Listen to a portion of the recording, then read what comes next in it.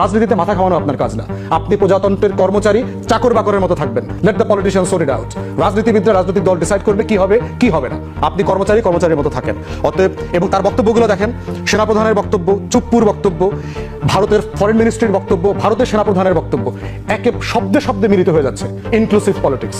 Inclusive পলিটিক্সের কথা 2014-তে মনে ছিল না, 2018-তে মনে ছিল না, যখন এই আর্ম ফোর্সেসের অফিসাররা, পুলিশরা মিলে রাতের ভোট করে দিয়েছে, তখন বাংলাদেশে ইনক্লুসিভ পলিটিক্সের কথা মনে ছিল না, 2024-এ মনে ছিল না যে ইনক্লুসিভ পলিটিক্সের কথা।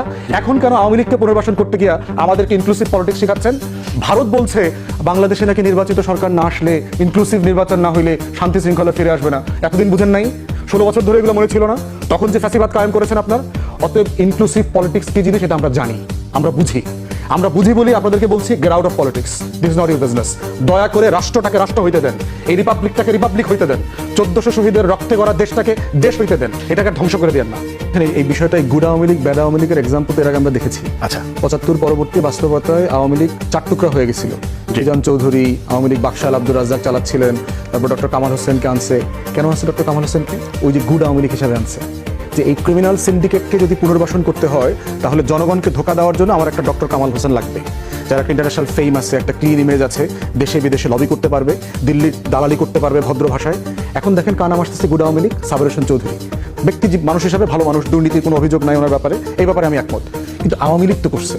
আচ্ছা, আওয়ামী লীগ হচ্ছে একটা দুমুখ গোকরা সাপের মতো, এবং আওয়ামী লীগকে যারা পুনর্বাসন করেছে তারা কিন্তু সবাই নিজে অভিশাপের শিকার হয়েছে। জি, দেখেন আওয়ামী লীগকে কারা কারা পুনর্বাসন করছে। বিএনপি প্রথম পুনর্বাসন করেছে 79-তে তার নির্বাচনে। শহীদ প্রেসিডেন্ট, বাংলাদেশের ইতিহাসের সবচেয়ে সফল রাষ্ট্রনায়ক, তার উদারতার পরিচয় দিতে গিয়ে উনি আওয়ামী লীগকে পুনর্বাসন করেছেন, এবং করতে গিয়ে ওনাকে জীবন দিয়ে এটা মাসুল দিতে হয়েছে। এরশাদ তখন চিফ, হাসিনা ফেরত আসলো, দিল্লির সাথে লিয়াজো করে উনি 32 নম্বরের চাবিটা পর্যন্ত ফিরাই দিলেন যে আপনার বাড়ি আপনার বাবার সম্পত্তি, আর 2 সপ্তাহের ভিতরে সেই শহীদ প্রেসিডেন্টকে জীবন দিতে হয়েছে। নির্বাচনের মাধ্যমে আওয়ামী লীগকে লেজিটিমেসি দিয়ে দিলেন, একটা নিষিদ্ধ দল। 75-এ 4th সংশোধনের মাধ্যমে কিন্তু শেখ মুজিবই আওয়ামী লীগকে নিষিদ্ধ করে দিয়ে গেছে। অতএব শেখ জিয়াউর রহমান হচ্ছে আওয়ামী লীগের দ্বিতীয় প্রতিষ্ঠাতা সভাপতি, সেই তাকে জন্ম দিয়েছে দ্বিতীয়বারের মতো। আওয়ামী লীগকে দেখেন দ্বিতীয়বার পুনর্বাসন করেছে কে? এরশাদ করেছে। সে তাকে সংসদে নিয়ে আসছে, রাজনৈতিকভাবে পুনর্বাসিত হলো, সংসদে সে বিরোধী দল আকারে আসলো 86 সালে। সেই জাতীয় পার্টির অবস্থা কি হয়েছে? পিজা আর কেকের টুকরার মতো 6-7 টুকরা হয়েছে, খুঁজে পাওয়া যায় না এখন এই টুকরাগুলো কোথায়। রাজনীতি নাই হয়ে গেছে বাংলাদেশে তার।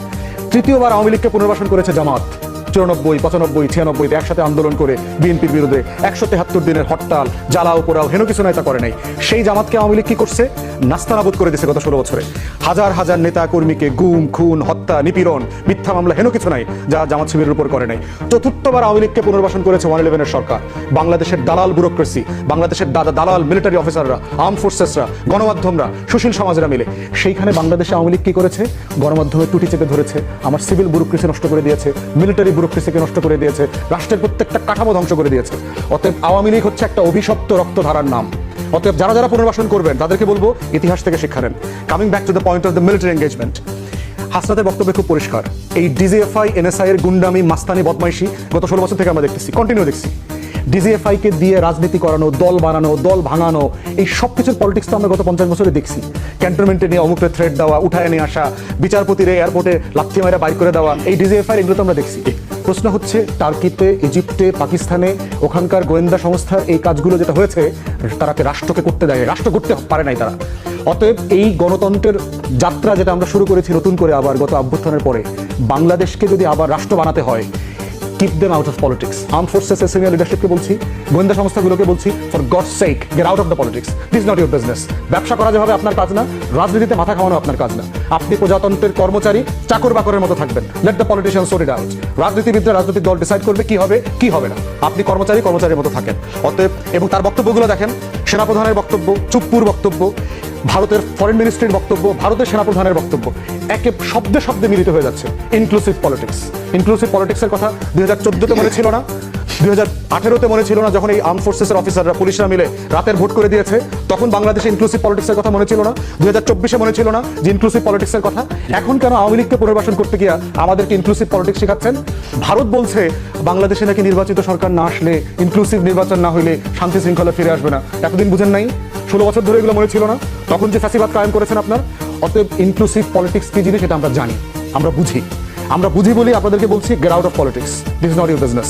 দয়া করে রাষ্ট্রটাকে রাষ্ট্র হইতে দেন, এই রিপাবলিকটাকে রিপাবলিক হইতে দেন, 1400 শহীদের রক্তে গড়া দেশটাকে দেশ হইতে দেন, এটাকে ধ্বংস করে দেন না। ধন্যবাদ। আসবো আপনার কাছে আমি একটু যদি সময় পাই।